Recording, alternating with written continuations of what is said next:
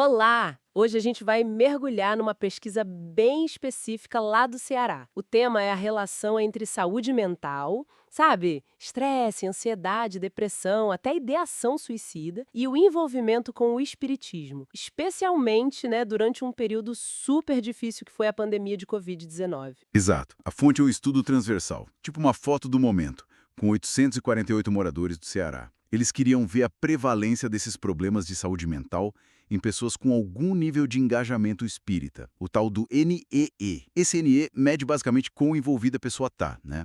Se vai ao centro, estuda, participa de prática mediúnica. Uhum. E o interessante é que o estudo parte de uma ideia, baseada em outras observações, de que talvez o espiritismo atraia pessoas que já estão passando por algum sofrimento psíquico, sabe? Que mudou na pandemia e o que isso pode indicar sobre essa ligação entre ser espírita e o bem-estar mental naquele contexto.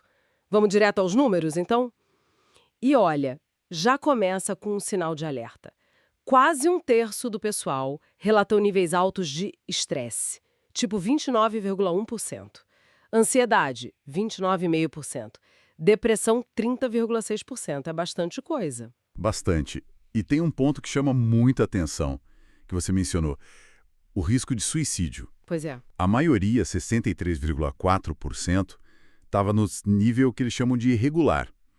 Mas, somando os níveis alto e muito alto, dá 20%, um quinto dos participantes. Isso é preocupante. Muito. E para a gente entender melhor, como era o perfil dessas pessoas? Olha, a maioria era mulher, 72,1%, a faixa de idade principal ali entre 35 e 54 anos, brancas ou pardas, casadas e um ponto importante, alta escolaridade. Mais da metade com pós-graduação Nossa, e a renda também era acima da média do Ceará. Esse perfil, assim, bate com outros estudos sobre espíritas no Brasil. Ah, e outra coisa, mesmo na pandemia, a frequência no centro espírita era alta, para muitos. 63,6% iam semanalmente ou até mais. interessante. E por que elas buscavam o espiritismo? O que motivava? Era variado. Tinha influência de amigos, família, né? Interesse na filosofia, na parte mais científica. Mas também tinha gente buscando alívio para dor mental mesmo, uns 24%. E quase 20% relatando mediunidade como um fator. E muitos já tinham um vínculo antigo, sabe? Mais de 10 anos de espiritismo para mais de 60% deles. Entendi. E aí veio a Covid-19. Como isso impactou esse grupo? Bom, o impacto foi grande. O estudo mostrou que muitos sofreram com desemprego, crise financeira, quase 30%. Doenças também, claro. Pessoais, quase 21%.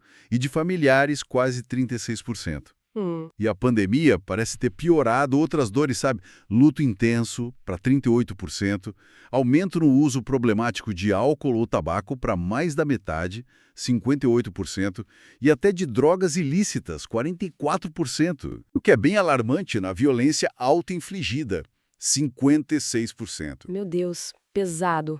E em relação aos cuidados de saúde mental, como ficou? Então, aí que está uma coisa que chama atenção. O acompanhamento psiquiátrico diminuiu, caiu de 24,3% para 17,7%. Diminuiu? Mas com tudo isso acontecendo? Pois é, e isso apesar de ter tido relatos de aumento em alguns diagnósticos, como ansiedade, toque, transtorno bipolar, e também um aumento no uso de 2 ou mais psicofármacos, que foi de 39% para 42%. Então, peraí. O sofrimento aumenta, alguns diagnósticos aumentam, o uso de mais remédios aumenta, mas o acompanhamento psiquiátrico diminui. E a espiritualidade? A gente imaginaria que talvez o pessoal se apegasse mais, né? Exato. Mas aí vem o que você chamou de contradição. O estudo mostrou justamente o contrário. O nível de engajamento espírita, o NE, diminuiu durante a pandemia. Caiu. Como assim? É, a proporção de gente com NE muito baixo aumentou. Foi de 20% para mais de 28%. E os níveis alto e muito alto de engajamento, esses caíram bastante. O alto foi de 12,6% para 5,5%. E o muito alto, de 4,7% para só 3%. Nossa, Que queda expressiva nos níveis mais altos. E qual a interpretação para isso? Essa é a grande questão que o estudo levanta, né?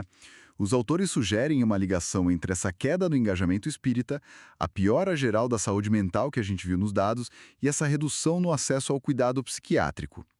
Tudo isso num grupo que já tinha uma prevalência alta de transtornos. Uhum. Então, a pergunta que fica é: por que o engajamento diminuiu justo quando, talvez, a espiritualidade pudesse ser um suporte importante?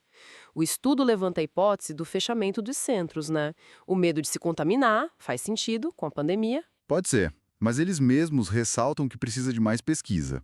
Até porque existem outros trabalhos, ainda que não muitos, que apontavam benefícios de certas práticas espíritas para a saúde mental. Então não é tão simples. Tá, então o quadro que a gente tem é bem complexo mesmo. De um lado, uma doutrina que parece ter uma certa atração para quem já está em sofrimento psíquico. Isso. Aí a gente vê taxas altas de transtornos mentais nesse grupo.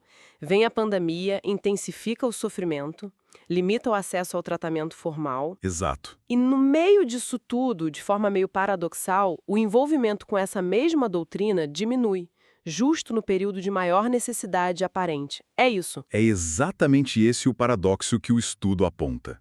É um cenário cheio de nuances. Complicado. Isso leva a gente para uma reflexão final, talvez. O estudo mediu o nível de engajamento, né? Usou um índice para isso. Mas será que a qualidade desse engajamento, ou o tipo, mudou de um jeito que o índice não pegou totalmente? Como assim? Pensa na diferença, por exemplo, entre ir ao centro encontrar as pessoas, ter aquele contato presencial e participar de uma palestra online.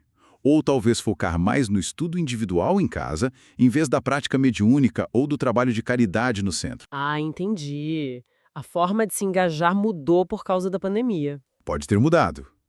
E será que essa adaptação para o digital ou as restrições todas alteraram a percepção que as pessoas tinham da eficácia desse suporte espiritual, justamente quando elas mais precisavam? Boa pergunta. Fica essa questão, né? Como as diferentes maneiras de viver a espiritualidade ou a religiosidade interagem com a saúde mental em crises longas como essa. Será que a forma como a pessoa se engaja importa tanto quanto o nível de engajamento em si? É algo para se pensar.